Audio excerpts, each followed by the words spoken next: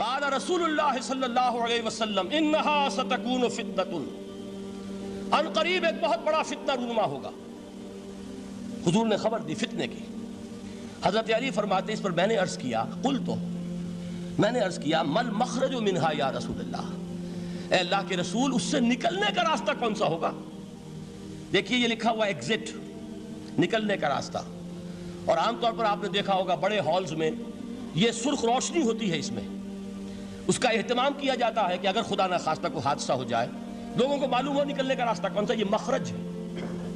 حضور نے خبر دی کہ فتنہ ہوگا۔ تو دیکھیے میں ایک بات عرض کیا کرتا ہوں، ذرا توجہ کیجئے، ہمارا حال کیا ہے؟ ہم بڑے ریشنلسٹ قسم کے لوگ ہیں، یہ زمانہ ریشنلزم کا ہے۔ اگر ہم ہوتے تو کیا پوچھتے؟ وہ فتنہ کیا ہوگا، کیوں ہوگا، کہاں سے آئے گا؟ ہمارے سوال یہ ہوتے، کب آئے گا، کیوں، کہاں، کب، کیسے؟ ان سب کی حیثیت علمی سوالات کی ہے۔ بھائی کب آئے گا ایک علم ہے، کیسے آئے گا علم ہے، کہاں سے آئے گا علم ہے، لیکن اصل جو عملی اعتبار سے اہمیت والی شے ہے، بچاؤ کا راستہ کون سا ہوگا محمد الرسول اللہ، یہ بتائیے ہم۔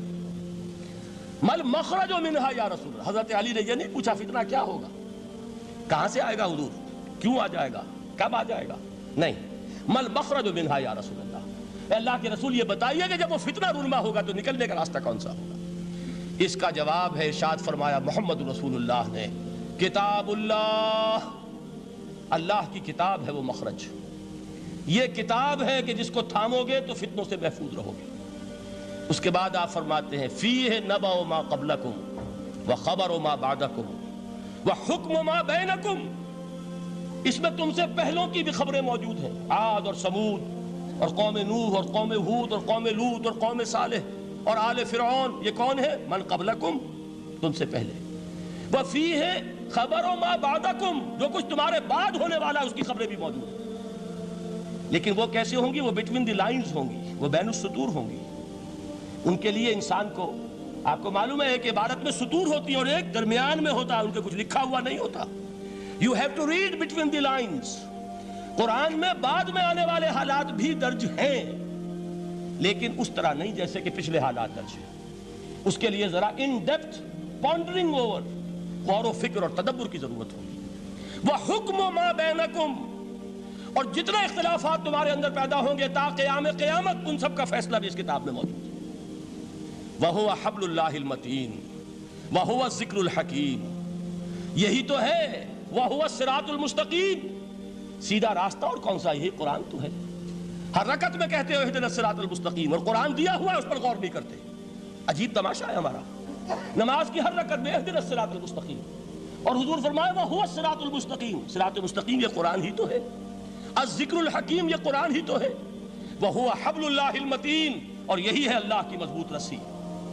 آپ نے قاری صاحب سے وہ آیات سنی سورہ آل عمران کی، وَاعْتَصِمُوا بِحَبْلِ اللَّهِ جَمِيعًا وَلَا تَفَرَّقُوا، اللہ کی رسی کو مضبوطی سے مل جل کر تھامو اور تفرقے میں مبتلا نہ ہو۔ تفرقہ ہوگا تو کیا ہوگا؟ تمہاری ہوا اکھڑ جائے گی۔ آج آپ کو معلوم ہے دول عرب اگر یہ یکجا ہو جائیں، ایک دن کے لیے اسرائیل قائم نہیں رہ سکتا، امریکہ نہیں، امریکہ کا باپ اسے قائم نہیں رکھ سکتا۔ اگر امت عرب ہی جمع ہو جائے، عالم اسلام تو بڑی شے ہے، جو وسائل ان کے پاس ہیں، جو اللہ تعالیٰ نے ان کو نعمتیں عطا فرمائی ہیں، لیکن افتراق، انتشار، اختلاف، جتھے بندی، گروہ بندی، دھڑے بندی، اس نے اسرائیل کا خنجر ان کے سینے میں پیوست کیا ہوا ہے، اس لیے کہ فَتَذْهَبَ رِيحُكُمْ، اگر تم اختلاف کرو گے تو تمہاری ہوا اکھڑ جائے گی، آج وہ ہوا اکھڑ چکی ہے۔ تو فرمایا وَاعْتَصِمُوا بِحَبْلِ اللَّهِ جَمِيعًا وَلَا تَفَرَّقُوا، اللہ کی رسی کو مضبوطی کے ساتھ مل جل کر تھامو اور تفرقے میں مت پڑو۔ حضور فرما رہے ہیں وہ اللہ کی رسی کون سی؟ ہوا حبل اللہ المتین، یہی قرآن ہے اللہ کی مضبوط رسی۔ علامہ اقبال نے کیا خوب کہا ہے، علامہ اقبال نے قرآن اور حدیث کے حقائق کو جس طریقے سے اشعار کا جامع پہنایا ہے، وہ تو خود کہتے ہیں گوہر دریائے قرآن سفتام، میں نے قرآن مجید کے دریا سے موتی نکال کر اپنے اشعار کے اندر میں نے چن دیے ہیں، میرا کام اور کچھ نہیں ہے۔ موتی کوئی بھی غواص پیدا نہیں کرتا، دریا کی گہرائی سے نکال لاتا ہے، یہ میری حکمت نہیں ہے جو میرے اشعار میں ہے، یہ میں نے قرآن مجید کے دریا میں غوطہ زنی کر کے اس سے یہ موتی نکالے، گوہر دریائے قرآن سفتام۔ اب دیکھیے اسی حدیث کے اس ٹکڑے کو کیسے شعر میں لائے ہیں، از یک آئینی مسلمان زندہ است، پیکرے ملت سے قرآن زندہ ہست۔ مسلمان کی زندگی تو ایک آئین کے بدولت ہے، یہ آئین قرآن، جو کہا تھا کبھی قائد اعظم مرحوم نے جب پوچھا گیا تھا کہ آپ کے پاکستان کا دستور کیا ہوگا، کیا فرمایا تھا؟ یاد کیجئے کہ ہمیں کسی نئے دستور کی ضرورت نہیں، ہمارا دستور 1400 برس پہلے طے ہو چکا ہے۔ یہ ہماری بدقسمتی ہے جو کچھ کہا تھا قائد اعظم نے کہ God has given us a golden opportunity to prove our worth as architects of a new state and let it not be said that we didn't prove equal to the task۔ میں معذرت کے ساتھ عرض کروں گا حضرت کہ واقعہ یہ ہے کہ ہم اس کے equal to the task ثابت نہیں ہوئے۔ قائد اعظم کا دیا ہوا پاکستان آج دنیا میں موجود نہیں ہے، اس کا ایک حصہ اپنے نام سے دستبردار ہو کر بنگلہ دیش بن چکا ہے، اس نے اپنی تاریخ کو خیر بات کہہ دیا ہے۔ حالانکہ مسلم لیگ کی جنم بھومی ڈھاکہ ہے، 1906 میں ڈھاکہ میں مسلم لیگ نے جنم لیا تھا، اور اگر وہ صرف ہم سے علیحدہ ہوتا یا گہرا صدمہ ہوتا، لیکن یہ کہ اس نے جب نام بدلا ہے در حقیقت اس نے اپنے تاریخ سے، اپنے پس منظر سے استعفیٰ دیا ہے۔ یہ ہمارا دوہرا ہمارے لیے صدمے کی بات ہے۔ کیا 2 یمن موجود نہیں ہیں؟ ان میں سے کوئی ایک بھی اپنا نام چھوڑنے کو تیار ہوگا؟ کیا 2 جرمنی دنیا میں موجود نہیں ہیں؟ کوئی ایک بھی ان میں سے اپنا نام چھوڑے گا؟ کیا 2 کوریا نہیں ہیں؟ 2 ویتنام نہیں ہیں؟ تو کیا 2 پاکستان نہیں ہو سکتے تھے؟ ہو سکتے تھے۔ میں یہ کہا کرتا ہوں کہ یہ گہرا صدمہ ہے علیحدگی، اور دوہرا صدمہ ہے، اور اس سے کہیں زیادہ بڑا کہ انہوں نے اپنا نام بدل دیا، اپنی آئیڈینٹی چینج کر دی، انہوں نے وہ نام اپنے ماتھے سے اتار کر خلیج بنگال کے اندر دبو دیا۔ یہ بہت بڑی سزا ہے جو ہمیں ملی ہے۔ کیوں ملی ہے؟ کہ ہم نے 25 برس تک اس جس کو کہا تھا کہ وہ ہمارا آئین ہے، اس کو آئین نہیں بنایا۔ ہم نے دنیا کے سامنے جھولیاں پساری، ہم نے طرح طرح کے نظاموں کو آزمایا، لیکن اس قرآن کی طرف پیش قدمی نہیں کی۔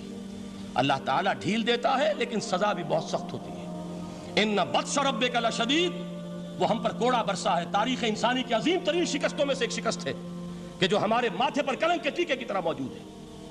اللہ کرے کہ آئندہ یہ تاریخ اپنے آپ کو نہ دہرائے، لیکن میں عرض کر دیتا ہوں آپ سے، جو ہمارے لچھن ہیں، جو ہمارا طرز عمل ہے، جو ہمارے لیل و نہار ہیں، جو ہمارا انداز ہے، اللہ کے دین کا استہزاء اور تمسخر، جس طرح اللہ کے ساتھ مذاق ہم کر رہے ہیں، اس کا شاید اس سے بھی کہیں زیادہ برا نتیجہ نکلے۔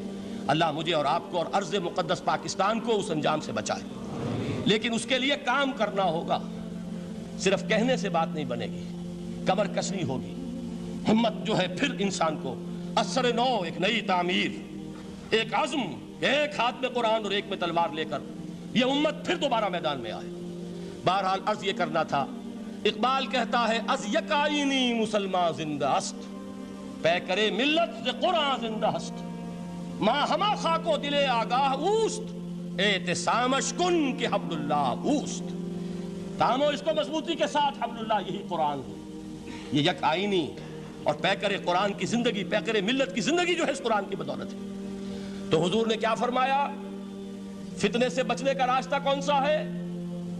کتاب اللہ فیہ نبأ ما قبلکم وخبر ما بعدکم وحکم ما بینکم وہو الصراط المستقیم وہو حبل اللہ المتین وہو الذکر الحکیم۔ ایک 3 جملے اور سن لیجئے۔ هو الذی لا یشبع منہ العلماء ولا یخلق عن کثرت الرد۔ یہ قرآن وہ شے ہے جس سے اہل علم کبھی سیر نہ ہو سکیں گے۔ ولا تنقضی عجائبہ، اس کے عجائب کبھی ختم نہیں ہوں گے۔ یہ ہیروں کی وہ کان نہیں ہے کہ جو کبھی خالی ہو جائے کہ سارے ہیرے نکل چکے، اب مزید ہیرے نہیں ہیں، نہیں، علم اور حکمت کے ہیرے اور ہدایت اور حکمت کے موتی اس میں سے ابد الآباد تک نکلتے رہیں گے۔ ضرورت صرف کھودنے کی ہے، میں نے وہ لفظ استعمال کیا تھا۔ آج کا قرآن کھودنا ہوگا، آج کی ہدایت اس قرآن سے نکالنی ہوگی۔ قرآن جب نازل ہوا آن دی سرفیس، بالکل ظاہر وہ تھی اس کی ہدایت جو اس دور کے لیے ضروری تھی۔ ہمیشہ کی ہدایت اس کے اندر رکھ دی گئی ہے، اس میں مضمر ہے، اس میں چھپی ہوئی ہے، اس کے لیے تدبر کی ضرورت ہے۔ کتاب انزلناہ الیک مبارک لیدبروا آیاتہ ولیتذکر اولو الالباب۔ لوگ تدبر کریں، اس کی گہرائیوں کے اندر غوطہ زنی کریں۔ لا تنقضی عجائبہ، اس کے عجائب کبھی ختم نہیں ہوں گے۔ ولا یشبع منہ العلماء، اہل علم کبھی اس سے سیر نہیں ہوں گے۔ آپ کو سخت بھوک لگی ہوتی ہے اور کھانا کھانے کی تھوڑی دیر کے بعد اب آپ کا ہاتھ رک جاتا ہے، سیر ہو گئے، بہترین کھانا ہے لیکن نہیں کھا سکتے۔ اگر عام حالات میں وہ آتا تو کبھی نہ چھوڑتے، لیکن اب وہ آپ کا میزبان کہہ رہا کچھ اور لیجیے، تناول فرمائیے ذرا یہ بھائی نہیں میں اب بھر چکا، یہ آپ کہتے ہیں کہ نہیں؟ حضور فرمایا یہ قرآن وہ شے نہیں ہے جس سے اہل علم کبھی سیر ہو سکے، ان کی پیاس بڑھتی چلی جائے گی، ان کے اندر quest of knowledge, search for wisdom بڑھتی چلی جائے گی، کبھی بھی انسان یہ محسوس نہیں کرے گا کہ مجھے جو لینا تھا میں لے چکا، بلکہ یہ کہ جیسے جیسے قدم آگے بڑھیں گے تہذیب کے، تمدن کے، علم کے، اتنے ہی قرآن جو ہے وہ آگے بڑھتا چلا جائے گا ہر دور کی رہنمائی کے لیے۔ لا تنقضی عجائبہ ولا یخلق عن کثرت الرد، بار بار کے پڑھنے سے اس پر بوسیدگی طاری نہیں ہوگی۔ دنیا کی اور کتابیں ہیں، ایک دفعہ پڑھ لیں گے، دو دفعہ پڑھ لیں گے، تین دفعہ پڑھ لیں گے، چار دفعہ پڑھ لیں گے، پھر جی نہیں چاہے گا۔ لیکن یہ کتاب وہ ہے، امام شافعی کا میں واقعہ آپ کو سناتا ہوں۔ وہ یہ کہتے ہیں کہ ایک مرتبہ میرے ذہن میں یہ سوال آ گیا کہ اجماع کے لیے بھی قرآن مجید میں کوئی سند ہے، دلیل ہے؟ سب مانتے ہیں کہ اجماع جو ہے سورس ہے قرآن کے اسلامی قانون کی، جس پر کہ امت کا اجماع ہو جائے۔ تو کہتے ہیں میں نے 300 مرتبہ قرآن پڑھا اول سے آخر تک، صرف اس دلیل کی تلاش میں۔